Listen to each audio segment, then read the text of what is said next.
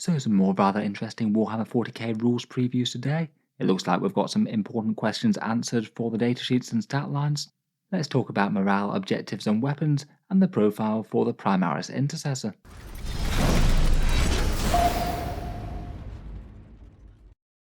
Hello and welcome back to Warspec Tactics, where today we're keeping track of the 10th edition rules changes that Games Workshop are giving us.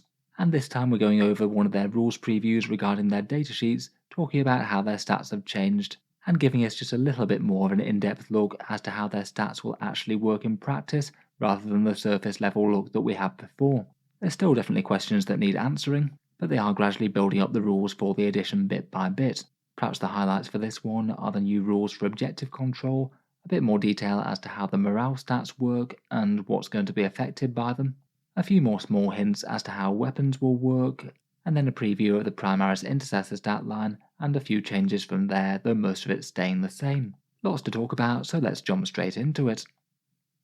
First up, Games Workshop had already shown us a new datasheet for 10th edition, the new one for the Termagants, and just on that one we knew a whole load of things had already been changed. Perhaps one of the most interesting things was the fact that they moved a bunch of stats down from the top stat line to now be featuring on the weapon profile instead.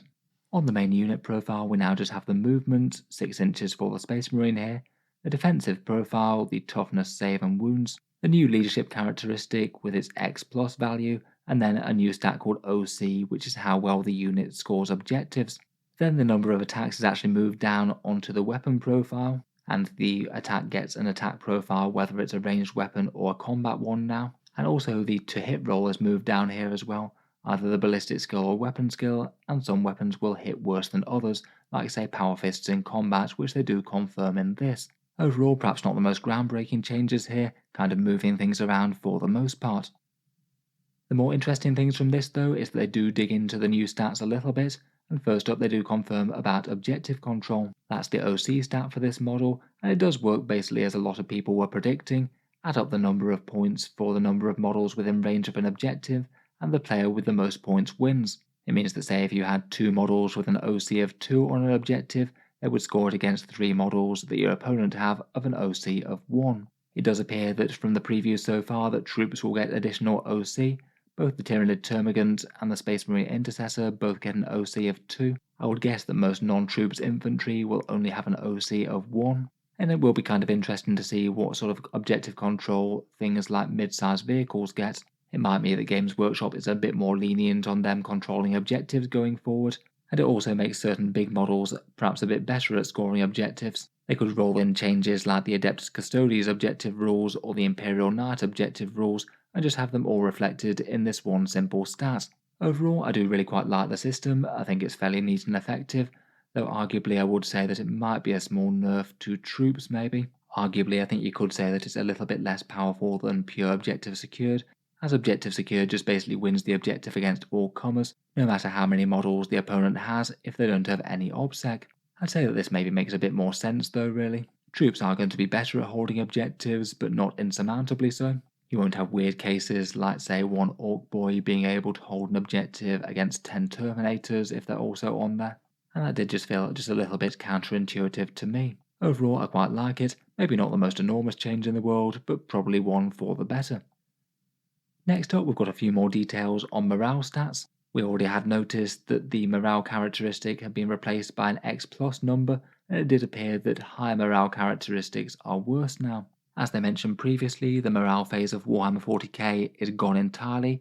You now do different tests at different times throughout the turn, which might be triggered by other rules, but it sounds like the most core mechanic for the morale phase is going to be testing a squad's morale if you're less than half strength in the command phase, and then you get a more sort of battle shock, temporary pinning effect, as opposed to actually losing models outright. From what they've talked about, it's not entirely clear if this is every command phase, or just the one that you lose the first models for. I guess we'll have to wait for that.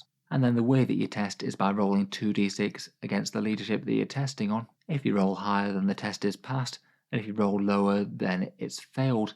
This means that having a lower leadership characteristic is better now, so Space Marines having a leadership of 6 plus is better than the Termagant's 8 plus, for example. In old money, the leadership 6 plus will be equivalent to a leadership 8 from previous editions. I think they might well have flipped this due to having the weird characteristic where rolling a 1 on morale was good, but they've flipped it round the other way round, so now rolling a 1 in the morale phase is still bad, and still mean that you likely fail your test.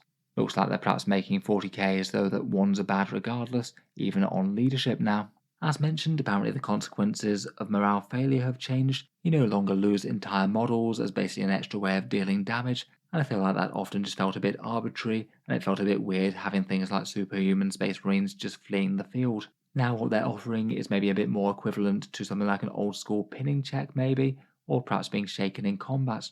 Again, perhaps we're a little bit weak on details at the moment, but they say that if you fail a morale test, your unit might struggle to capture objectives, fall back from combat, or use stratagems, all things that could potentially be really quite impactful in the wrong circumstances, though it might not necessarily mean that your squad shoots or fights worse, I suppose. From the text they do say that they just may struggle to do those, not that they definitely would. You might have to roll a further dice to see if they do any of those actions perhaps, but overall seems like an interesting sort of idea. Basically the squad gets worse at doing a whole bunch of advanced actions, but might still be able to operate normally without actually losing casualties. I'm still not sure it's necessarily keying up to be an enormously game-changing phase of the game. It often has been a little bit redundant previously. I feel like this might reflect Warhammer 40k just a little bit better though. In general, there's just so many things that have superhuman leadership in one way or another that it just sort of doesn't really make sense to have models just fleeing the field. You don't often expect to see things like Space Marines running away, Custodes or Necrons, or Orcs when they've got loads of boys in the squad. Overall, I feel like this new system sounds interesting enough. Maybe this will be finally the time when they get morale right in Warhammer 40k. I feel like it's often been a bit of an all or nothing phase of the game, generally giving out some feels bad, but not usually being that much impactful for the vast majority of armies. Let me know what you think though, I'll be interested to hear your opinion on this. Then we've got a few more details as to certain weapons in 40k, but not really a whole load more. As we mentioned, the to hit roll and the number of attacks have been moved down onto the actual weapon profile. Here we have a Space Marine Intercessors combat weapon, and this one gets 3 attacks because presumably Intercessors will have 3 attacks now. Otherwise, the details that they gave us in this one are that some weapons will have different profiles in the hands of different units.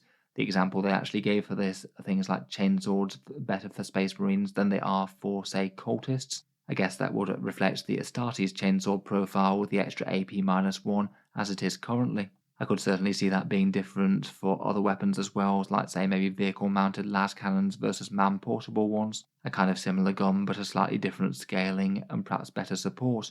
They have confirmed that they aren't messing with the to wound chart in any major way, though I guess we now know that there's going to be some vehicles with very high toughness characteristics, all the way up to 12 or maybe more. It does mean that there will be a bit more differentiation between the unit's targets, and maybe slightly less general purpose weapons in the midfield that are good against everything. Then, rather than having special rules for each weapon, it seems that the different quirks that certain weapons will have will be all from core book keywords. Sounds like everything might get a bit more standardized this way, but it might have a little bit less scope for all sorts of wacky effects from individual codexes.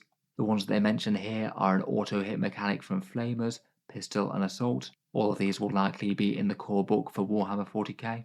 And we did see another one as well, the twin-linked one that was on the Termagant's profile for their Spine Fists. That previously was a reroll to hit. No idea if it'll still be the same as that or not. I guess things like Blast would probably be on here as well, in whatever form that takes. And I think it's possible that we might see a few other classic ones return, like maybe Rending. Might see that back on the Assault Cannon, or maybe on things like Eldar Shuriken weapons. Not the greatest amount of extra details here, but a little bit more clarification doesn't hurt. Finally, throughout the preview, they also gave us the new stats for the Primaris Intercessor as well, which is kind of interesting enough in itself, though again this one doesn't seem to have an enormous amount of changes. The defensive profile looks like it's going to be the same, 2 wounds, toughness 4 and a 3+ save. They get objective control 2 as their troops, so they're going to be better on objectives, and that leadership of 6+ is kind of equivalent to now. Otherwise, sadly we didn't get the profiles for their different flavours of bolt rifle. I think that could have been interesting. Instead we just had the bolt pistol confirmed with a single attack at a strength 4 hit as it is now, and the standard close combat weapons make 3 attacks as mentioned earlier. I very strongly suspect that Shock Assault will be going the way of the Dodo now, so this like Chaos Space Marines is likely just rolling in that extra attack onto the base profile. In any case though, I think it's pretty helpful clarifications to the new 10th edition datasheet profiles. Let me know your thoughts down in the comments. What are your thoughts on the morale and the objective control stats in particular? If you've enjoyed the updates, then feel free to subscribe to Auspex Tactics. I'll certainly be trying to take a look through any and all rules previews that Games Workshop give us. I'm sure we'll get plenty more in the run up to 10th. Finally, if you have been enjoying all the videos on the channel, I would just like to mention that Auspex Tactics does have a Patreon page as well, and you can find that links down in the video description if you want to help keep these videos coming. Channel patrons do get a fair few advantages, seeing certain videos early, regular votes to see what sort of things come next on the channel, and automatic entry into the regular prize giveaways with a chance to win some big model kits each month. If any of that sounds good to you, or you'd just like to help support, the link is down in the video description. In any case, a massive thank you for listening, and I'll hope to see you guys next time.